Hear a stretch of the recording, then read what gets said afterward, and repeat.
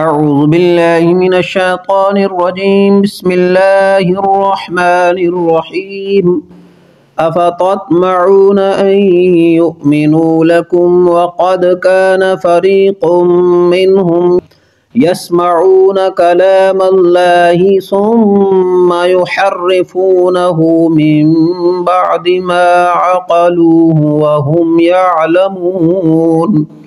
ترجمہ کنز الایمان۔ تو اے مسلمانوں، کیا تمہیں یہ طمع ہے کہ یہ یہودی تمہارا یقین لائیں گے؟ اور ان کا تو ایک گروہ وہ تھا کہ اللہ کا کلام سنتے پھر سمجھنے کے بعد دانستہ بدل دیتے۔ ترجمہ کنز العرفان۔ اے مسلمانوں، کیا تم یہ امید رکھتے ہو کہ یہ تمہاری وجہ سے ایمان لے آئیں گے؟ حالانکہ ان میں ایک گروہ وہ تھا کہ وہ اللہ کا کلام سنتے تھے اور پھر اسے سمجھ لینے کے بعد جان بوجھ کر بدل دیتے تھے۔ تفسیر صراط الجنان۔ افتطمعون، کیا تمہیں یہ امید ہے؟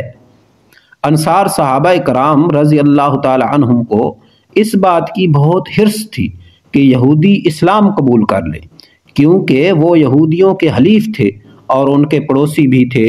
اس پر اللہ تعالیٰ نے ارشاد فرمایا، اے مسلمانوں، کیا تم یہ امید رکھتے ہو کہ یہ یہودی تمہارا یقین کریں گے یا تمہاری تبلیغ کی وجہ سے ایمان لے آئیں گے؟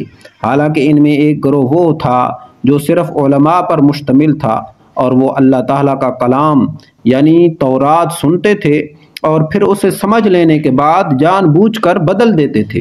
اس طرح ان یہودیوں نے بھی تورات میں تحریف کی اور رسول کریم صلی اللہ تعالی علیہ وسلم کی نعت بدل ڈالی۔ تو ایسے لوگ کہاں ایمان لائیں گے؟ لہذا تم ان کے ایمان کی امید نہ رکھو۔ اس سے معلوم ہوا کہ عالم کا بگڑنا عوام کے بگڑنے سے زیادہ تباہ کن ہے، کیونکہ عوام علماء کو اپنا ہادی اور رہنما سمجھتے ہیں۔ وہ علماء کے اقوال پر عمل کرتے اور ان کے افعال کو دلیل بناتے ہیں، اور جب علماء ہی کے عقائد و اعمال میں بگاڑ پیدا ہو جائے تو عوام راہ ہدایت پر کس طرح چل سکتی ہے؟